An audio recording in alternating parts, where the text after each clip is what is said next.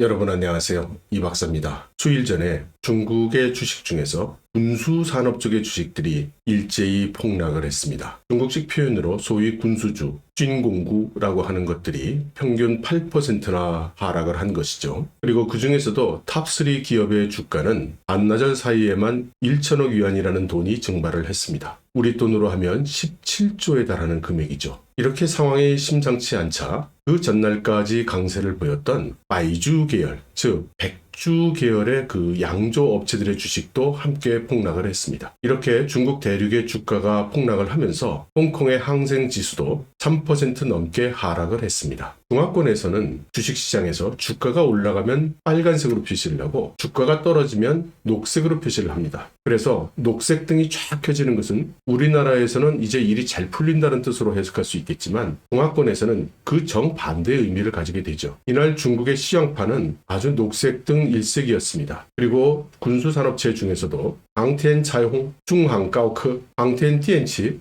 홍두항공, 중항광디엔, 중항지디엔 이런 회사들의 주식이 급락폭이 컸습니다. 이렇게 중국의 군수기업들의 주가가 갑자기 하락을 한 것은 아주 특기할 만한 사항입니다. 왜냐하면 중국의 군부는 작년 연말부터 이미 금년도 발주분을 끌어당겨서 발주를 하기 시작을 했고 게다가 전과는 달리 성금도 아주 더 많이 주고 그것도 신속하게 현금으로 지급을 했습니다. 그래서 군수기업들의 주가가 폭등을 하고 있었던 것이거든요. 그런데 무엇이 이들 주가 상승에 찬물을 끼얹었을까요?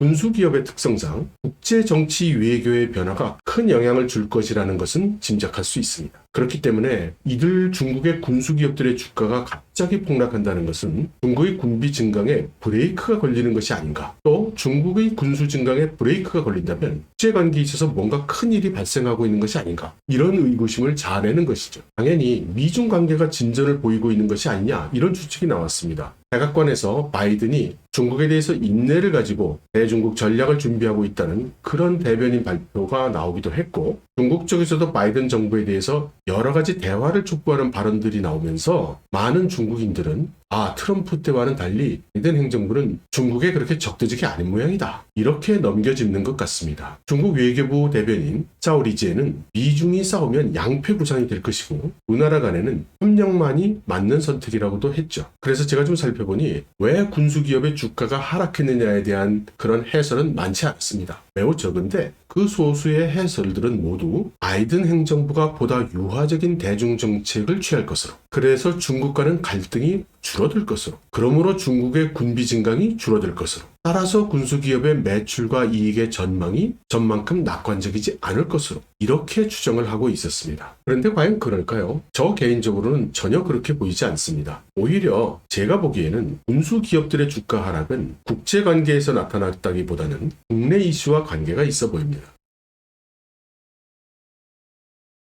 우선 바이든 행정부가 그렇게 중국에 대해서 유화적인 입장을 취할 것 같지 않습니다. 외교사령탑으로 공식 결정된 앤토니 블링켄은 트럼프 행정부의 대중국 정책에 대해서 그 방법에 대해서는 이견이 있을 수 있지만 강경한 태도를 취한 것에 대해서는 동의한다고 했습니다. 그리고 인도 태평양 코디네이터가 된 커트 캠벨의 입장을 살펴보면 미국은 중국으로부터 공급망을 분리해 나가야 된다고 이야기를 하고 있습니다. 그리고 그 분리된 공급망이 다른 주변 아시아 국가들로 이전이 될 것이기 때문에 아시아의 동맹 국가들이 중국으로부터의 공급망 이전이 그들에게 도움이 되지 절대 불리하지 않다는 것을 설득시켜야 한다고도 했죠. 그러면서 또 아시아 국가들이 중국에 대해서 비대칭적 수단을 가져야 한다고도 했습니다. 또 중국 국장으로 발령이 난 로라 로젠버그 같은 경우에는 민주주의는 우리의 이념일 뿐만 아니라 중국이라는 국가에 대항하는 가장 강력한 무기다, 이렇게도 이야기를 했습니다. 이러한 바이든 행정부 강요들의 입장을 종합해 본다면 바이든 행정부는 당장 중국에 대해서 무력을 휘두른다든가 충돌한다든가 이런 의도는 없어 보이지만 경제적으로는 트럼프 행정부보다도 더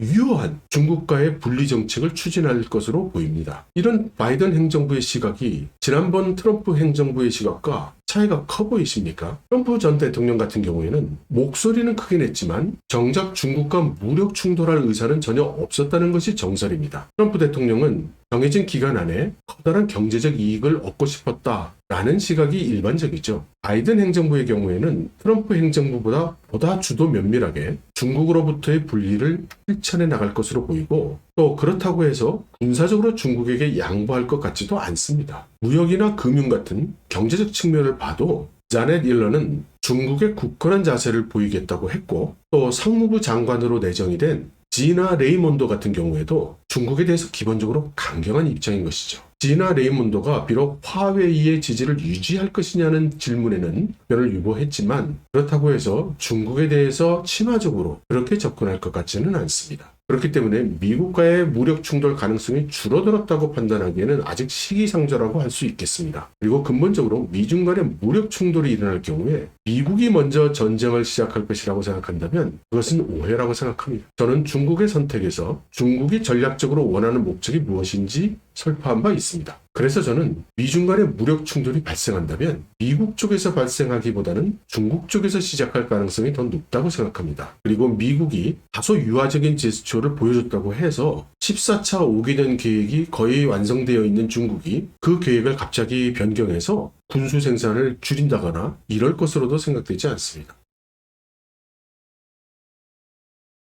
제가 오히려 주목하는 것은 26일에 나온 중국 정부가 일부 군수 기업을 조사한다는 그 뉴스입니다. 지금 중국은 3월 5일에 있을 양회를 앞두고 내부적으로는 권력 투쟁이 한참입니다. 이미 수개월 전부터 상당수의 군부 쪽 인사 변동이 있었습니다. 그리고 이들 군부 인사들 중에는 틀림없이 군수 기업들과의 유대관계를 가지고 있는 사람들이 제법 있을 것이고, 이 군부 인사들에 대한 조사가 진행되고 있는 것을 볼 때 이 조사 결과가 그들의 부정부패에 집중이 될 것이고, 그렇다면 군수기업과의 결탁에 대해서도 조사를 진행할 것이죠. 결론적으로 저는 이번 중국의 군수기업들의 주가 폭락은 미국과의 관계 개선을 판단해서라기보다는 중국 내부의 권력 투쟁으로 인해서 군부의 몇몇 인사들에 대한 부정부패 조사가 진행이 되고, 그 조사 결과가 일부 군수기업이 연루됨으로써 군수기업 전반적인 부정부패나 군부와의 결탁을 조사할 가능성에 대한 그런 우려 때문에 중국의 군수기업 주식들이 폭락하였다. 저는 이쪽 가능성이 더 크다고 생각을 합니다.